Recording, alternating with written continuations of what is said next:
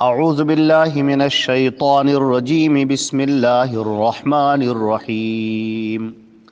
قال رب يعلم القول في السماء والأرض وهو السميع العليم بل قالوا أضغاث أحلام بل افتراه بل هو شاعر فليأتنا بآية كما أرسل الأولون۔ یہ سورہ انبیاء کی آیت نمبر 4 اور آیت نمبر 5 ہے، اور ترجمہ ان دونوں آیتوں کا یہ ہے کہ انہوں نے کہا کہ میرا رب جانتا ہے آسمان اور زمین کی ہر بات کو، اور وہ بہت سننے والا اور جاننے والا ہے۔ بلکہ ان لوگوں نے کہا کہ یہ خواب پریشاں کی باتیں ہیں، بلکہ انہوں نے گڑھ لیا ہے، بلکہ وہ شاعر ہیں، تو ہمارے پاس کوئی نشانی لے کر آئیں جیسے کہ پہلے لوگوں کے پاس رسول بھیجے گئے تھے۔ حضرت گرامی، جو گفتگو چل رہی ہے، حضرت نبی کریم صلی اللہ علیہ وسلم نے جب اعلان نبوت فرمایا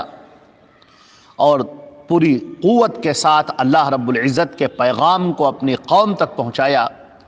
تو یہ پوری قوم بوکھلا گئی۔ کفار مکہ اور جو مشرکین تھے ان کے تن بدن میں آگ لگ گئی، اور وہ نبی کریم صلی اللہ علیہ وسلم کی عداوت اور دشمنی پر سب آمادہ ہو گئے۔ اب وہ آپس میں سرگوشیاں کر رہے ہیں، جو وہ آپس کی سرگوشیاں کر رہے ہیں کہ ان کو محمد صلی اللہ علیہ وسلم کو کس طرح مٹا دیا جائے اور ان کے ماننے والوں کو سب کو ختم کر دیا جائے، اور کچھ اس طرح کیا جائے کہ یہ جو اپنی دعوت پیش کر رہے ہیں یہ اپنا سر نہ اٹھا سکے۔ لہذا یہ ساری جو سرگوشیاں انہوں نے آپس میں چھپ چھپ کر کی اور ساری باتیں کی، قرآن پاک نے اس کو تشت بام کر دیا اور واضح کر دیا۔ چنانچہ حضرت نبی کریم صلی اللہ علیہ وسلم نے فرمایا کہ میرا رب تمہاری تمام باتوں کو جانتا ہے، تم چھپ کر جو باتیں کرتے ہو اس سے بھی واقف ہے، اور جو اپنی مجلسوں میں باتیں کرتے ہو ان سے بھی واقف ہے، تم دلوں کے اندر جو باتیں رکھتے ہو اس سے بھی واقف ہے۔ لہٰذا یہ اللہ رب العزت کی شان ہے، یہ اس کی صفت ہے کہ وہ ان تمام خفیہ اور ظاہر ہر طرح کی باتوں سے واقف ہے۔ اور ان مکے کے لوگوں نے آپس میں جو گفتگو کی کہ کیا کہا جائے، اس کلام کو جو محمد صلی اللہ علیہ وسلم پیش فرماتے ہیں اس کو کیا کہا جائے، اس کے اوپر بھی انہوں نے گفتگو کی اور بہت ساری باتیں کی۔ ہم یہاں سے ایک بات واضح کر دیں، اللہ رب العزت کی یہ ایک صفت ہے، اور اس صفت میں دوسرا کوئی شریک نہیں ہے۔ وہ صفت یہ ہے کہ وہ دلوں کی باتوں کو جانتا ہے، خفیہ باتوں کو جانتا ہے، لاکھوں لاکھ اور کروڑوں کروڑ لوگ اپنے ذہن کے اندر جو سوچ رہے ہیں ان سب باتوں سے واقف ہے، اور بیک وقت واقف ہے۔ پوری دنیا کے انسان اگر مل کر سب اسے پکارتے ہیں تو وہ سب کی پکار کو سنتا ہے اور اس سے واقف ہے، لوگوں کے خیالات سے واقف ہے۔ یہ ایک ایسی صفت ہے جو اللہ کے علاوہ کسی دوسرے کی یہ صفت نہیں ہے، اور اگر کسی اور کے لیے یہ صفت مان لی جائے تو یہ پھر شرک ہوگا۔ مثال کے طور پر عیسائیوں کا یہ عقیدہ ہے کہ ہم عیسیٰ علیہ السلام کو یہاں سے پکارتے ہیں اور وہ ہماری پکار سنتے ہیں۔ سارے دنیا کے لوگ اگر ان کو مل کر پکاریں تو عیسیٰ علیہ السلام سب کی آواز سنتے ہیں، سب کی پکار سنتے ہیں۔ واضح رہے کہ یہ شرک ہے، یہ اللہ رب العزت کی شان ہے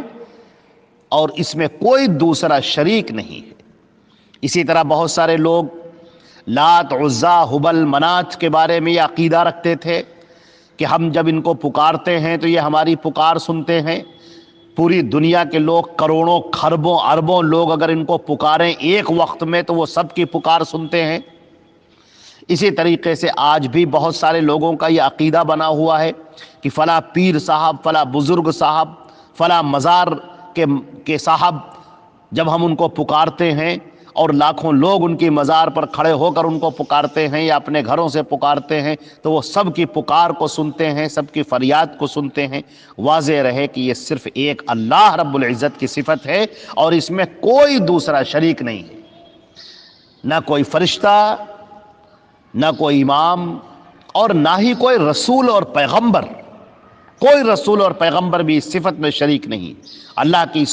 اللہ کی جتنی مخلوقات ہیں ان مخلوقات میں کوئی شریک نہیں ہے۔ اللہ اپنی صفت میں وحدہ لا شریک لہ ہے، وہ تنہا ہے اور دوسرا کوئی شریک نہیں۔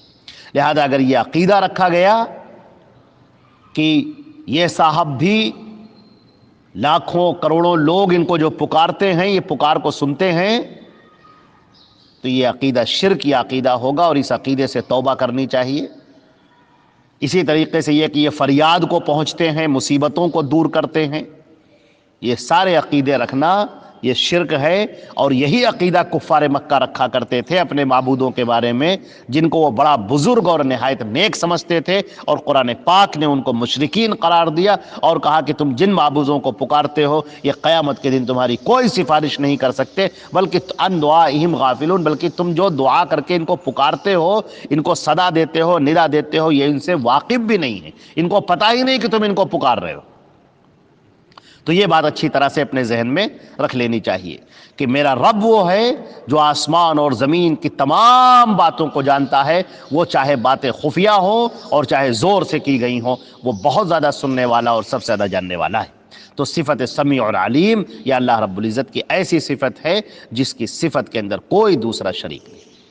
اب نبی کریم صلی اللہ علیہ وسلم جو اپنی دعوت پیش فرماتے تھے، قرآن پاک کی جو تاثیر ہے جو دلوں کے اندر اثر کرتی تھی، اس کو دیکھ کر یہ لوگ کہنے لگے کہ یہ کیا ہے، یہ کیسی باتیں پیش کر رہے ہیں، کون سی باتیں پیش کر رہے ہیں۔ تو آپس میں وہ لوگ باتیں کرنے لگے۔ کسی نے کہا یہ جادو ہے، محمد کی باتوں میں ایسا جادو ہے کہ جو ان کی باتیں سنتا ہے وہ انہی کا ہو کر رہ جاتا ہے، لہذا کسی نے ان کو جادوگر کہا۔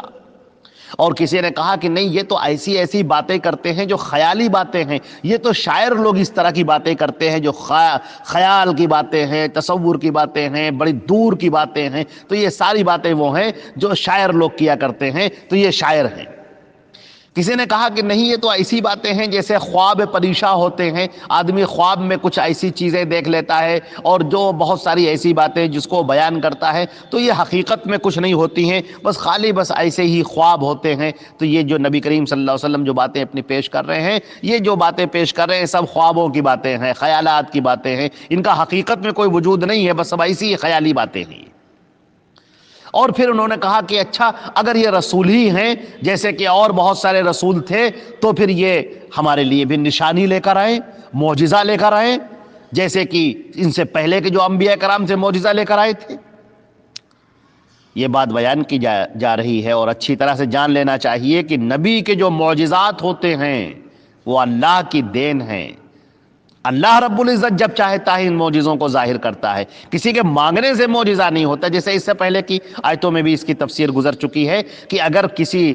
قوم نے اپنے نبی سے مطالبہ کیا کہ ہمیں یہ معجزہ دیا جائے اور وہ معجزہ دے دیا گیا، اس کے بعد اس قوم کو مہلت نہیں ملتی، اس کو ہلاک کر دیا جاتا ہے۔ تو یہ اللہ کی رحمت اور عنایت ہے کہ تم معجزہ طلب کر رہے ہو، بار بار معجزہ مانگ رہے ہو، اور اللہ رب العزت نے تمہارا بیان کردہ معجزہ نہیں دیا، اس لیے کہ اس کے بعد حجت تمام ہو جاتی، اور اس کے بعد اگر تم ایمان نہ لاتے تو پوری قوم کو ہلاک کر دیا جاتا، جیسے کہ حضرت صالح علیہ السلام کی قوم نے مطالبہ کیا تھا اور ان کو ہلاک کر دیا گیا۔ رہ گیا معجزہ، تو نبی کریم صلی اللہ علیہ وسلم کا پیش کیا ہوا یہ اللہ رب العزت کا جو کلام ہے، قرآن پاک ہے، یہ سب سے بڑا معجزہ ہے جو ان کے ذہنوں سے ٹکراتا ہے اور ان کے ذہنوں پر ہتھوڑوں کے طریقے سے برستا تھا۔ اور قرآن پاک نے بار بار مطالبہ کیا کہ اگر تم کو شک ہے کہ یہ اللہ کا کلام نہیں ہے تو پھر جاؤ اس جیسا کوئی کلام بنا کر لے آؤ، اس جیسی صورتیں لے آؤ، 10 صورتیں لے آؤ۔ پھر کہا گیا چاہے ایک ہی صورت لے آؤ، اس طرح کی بنا کر لے آؤ تم، لیکن نہیں بنا سکے، عاجز ہو گئے سب کے سب، پورا عرب سب کے سب عاجز، بڑے بڑے فصحائے کلام اور بلغائے بیان سب کے سب عاجز آ گئے، جو اپنی زبان آور تھے اور اپنی قوم میں زبان کے شہسوار سمجھے جاتے تھے، سب کے سب خاموش، بالکل چپ۔ اس جیسا کلام کوئی پیش کر ہی نہیں سکا، اور قیامت تک کے لیے چیلنج۔ پھر یہ قرآن پاک اور قرآن پاک کے اندر کے علوم، وہ ایسا سمندر ہے جو ابلتا رہتا ہے روز آنا،